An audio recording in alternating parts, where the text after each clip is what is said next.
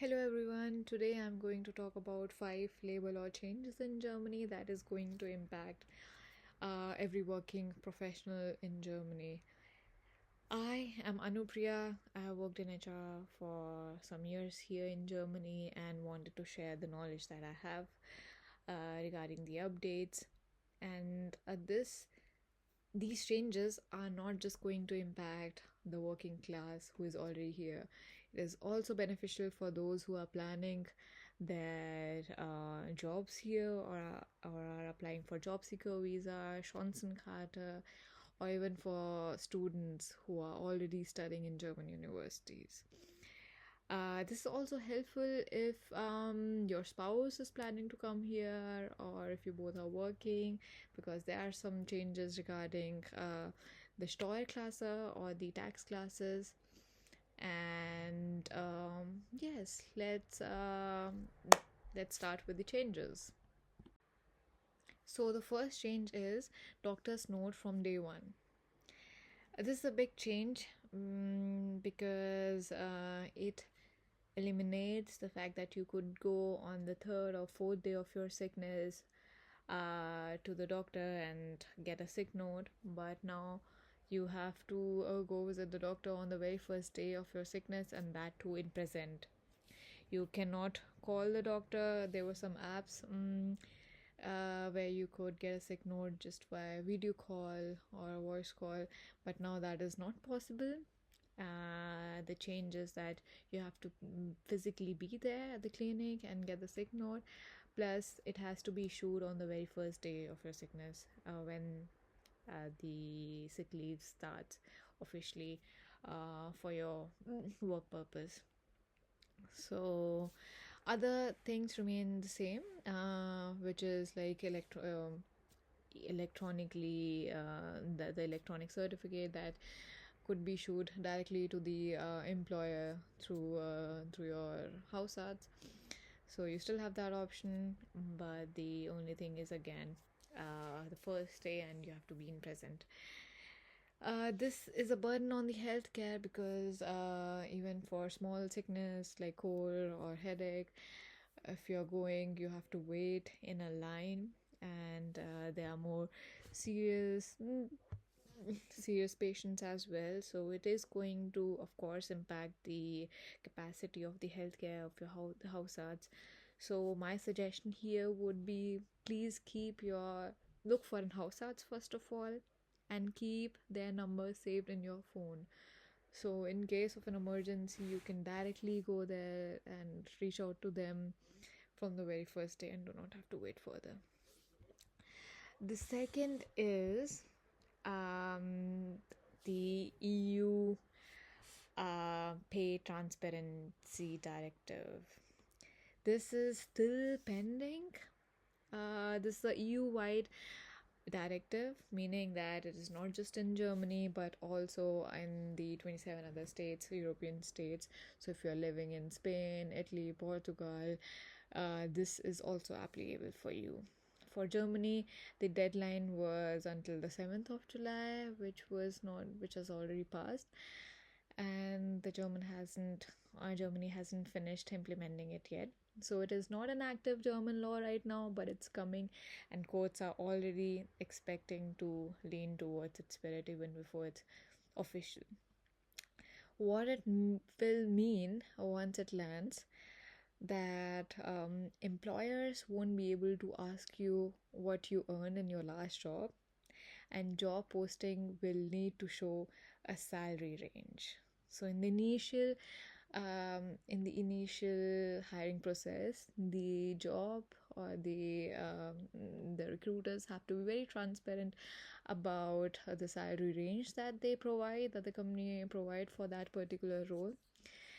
And even if uh, even if it feels like some kind of non-transparency for the companies, now it won't be possible. So it reduces some kind of discrimination based on gender, sex, or race, and others. but I believe this is going to be a law soon, and Germany is going to accept. So here there is a classification of the merging tax class 3 and 4. As you can see on the left hand class, both of these tax classes for married couple would be shifted to class 4, and they won't exist anymore. Tax class 3 and 4 would be abolished completely, and everybody would be shifting to tax class 4, which is like both the spouses pay equally. So how does it impact the employers is like lower earning spouse, bigger monthly paychecks, higher earning spouse, smaller monthly paychecks. But at the end of the pay, if you see the tax of the household, it's going to be around the same. It matters for rent, loan, and mortgage checks, because then you can plan accordingly how much both or individually has to pay. But again, do not restructure your finances according to this proposal. It is to be expected to happen by 2030. So I would wait in such a case and see how the moment is.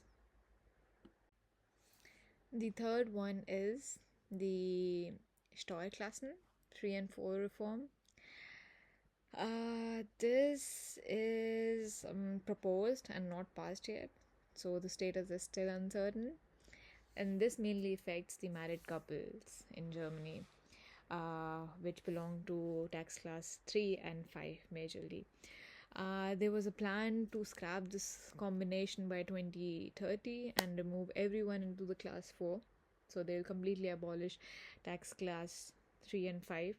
Just for the background, in Germany there are 5 tax classes, and divided into like if you're a single person, or not married, if you're married, if you have 2 jobs, and also tax class 3, 4 and 5 belong to people who are married, and 3 and 4 would completely be abolished. So it's only going to be tax class 4 that everybody gets to shift in. And also with a factor system which splits the tax burden more evenly between spouses. I want to be upfront about this with you. This was proposed back in 2024, and as of now it has not actually been passed into law. So if you're on a spousal visa and your partner is working, don't restructure your finances yet around this law. But it might happen, it might not happen. So I would say wait for it, be prepared, but do not restructure your finances yet.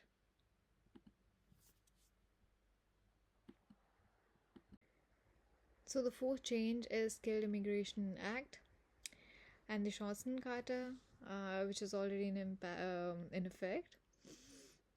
This is the one that matters the most for you, for the working class, and honestly you would care about it. The Skilled Immigration Act says that now the blue card threshold changes to 50,700 for standard roles, and only up to 45,935 euros for other for the shortage roles. And IT is one of the roles where they need more people, so it is in the shortage roles, and hence the salary range would be around 46,000 per annum something.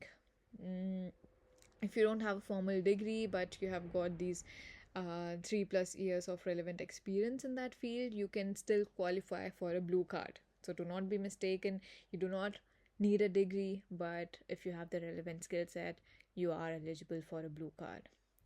The opportunity card, the Chancenkarte, or the opportunity card in English, gives you 12 months in Germany to hunt for the job without needing a contract first. So you can come to Germany and you can work as a part-time employee in some odd jobs as well, until you find a contract to work with a company.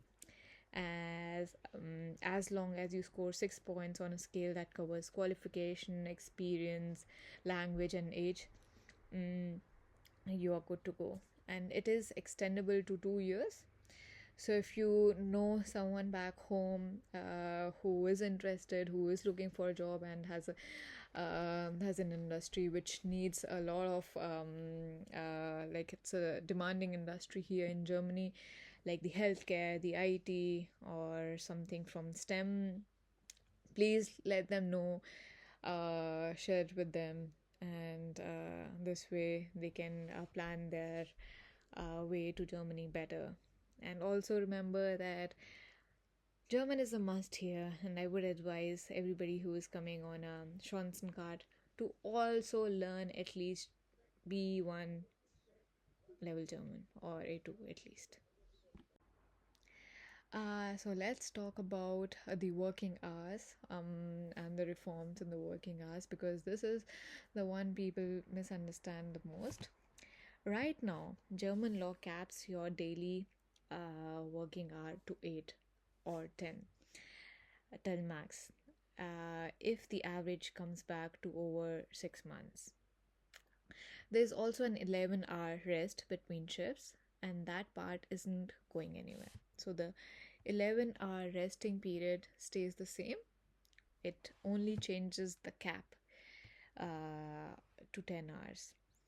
What's being proposed is a switch from the daily limit to a weekly one, because in some cases you might have to work a little bit extra, stretch out, and work until 11 and then get done for that project. So the weekly average in that case still has to be maintained, so that in a few other days of the week you work lesser. So what's the 48 hour a week is the maximum. So if you could work longer on some days, as long as it balances out, it's fine. But there's the catch most people miss. This only applies if your company has a collective bargaining argument. By collective bargaining agreement or a work council deal, what it means in German is a Tarifvertrag or a works council, then only it is applicable, so that there is some regulatory body, that's roughly half of the German employees, actually. So if your employee doesn't have one, you stay to the old daily cap. That's it. No other alternative for you, but only for the companies who have a Tarifvertrag or work council, this change is applicable. Why is this happening at all? Mostly digital and hybrid work, more flexible schedule are already the norm for a lot of jobs here, especially after Corona. We have noticed that, and that's how the government is putting it up, as a adding flexibility. But I also believe it is necessary, where you have to work in a consulting company where the norm is also a bit higher end, so that is going to maybe helpful for some of the professionals who like to finish off the work on a particular day, working extra hours, and then could get relief on the few other days. But I'm not sure how it is going to turn out too, so let's wait for that. For student working full days during semester break, it comes down to the same question: is your employer tariff bound? If yes, longer days are legally possible. If not, nothing changes for you too. So get in touch with the employer, know your contract, and then see how it impacts you. And lastly, this is still a draft, leaked back in June 2026, which is last month. Realistically, I won't ask you to expect it before 2027. So it is something that we expect in 2027. So I'm providing an extra or a bonus change that I'm covering in this video, which is about the minimum wage increase. Yes, the minimum wage increase is already in effect and is planned for 2027. It would increase from 13.9 per hour as of January 2026 to 14.60 euros in January 2027. The mini job earnings cap went up with it too. It is around 603 a month in 2026, rising to 633 euros in 2027.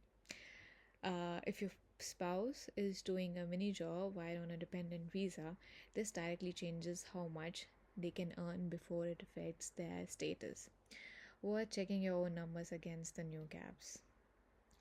So, at the end, I would summarize: sick leave rules and the minimum wage are already real and active today. Pay transparency, the EU Transparency Directive, the tax class reform, the Steuerklassen reform, and the working hours are all somewhere between drafted and pending. Don't make your life decisions around those here or the financial decisions. The next was the Skilled Immigration Act updates or the Chancenkarte. Those are the ones I would actually bookmark because they affect your visa path directly and how to navigate through those rules and changes. You have to see for yourself. If you have any questions, please feel free to write in the comments. I really enjoyed making this video. It was my first video and I hope to come up with more such information in the coming weeks. And let me know if you have any specific demand or specific area for which you would like to have some updates on. I hope the video was very helpful for you. It was informative. For me also it was, and I enjoyed making the video. It was my first ever video. Of course, educational. And how to drag back to the video. So the rules in green are obviously meaning like it's in effect. You can go ahead following them or making your changes according to them. The blue ones, so the yellow ones are the one which are still pending or in draft, which are yet to come, which is the Pay Transparency Directive and the weekly working hours. The red ones are proposed only, so do not make your decisions based on that yet. Wait for it. And as a general note, at the end, I would like to say this is only my advice, and I am not a lawyer or a tax advisor. So please do not refrain from going to them in case you need some actual help. I won't be able to help you there. This is just an advice from my side, what changes in Germany, what not, and just take it as some news. But if you need some real help, please go to the professionals that are made for it. And see you in the next video. Bye bye.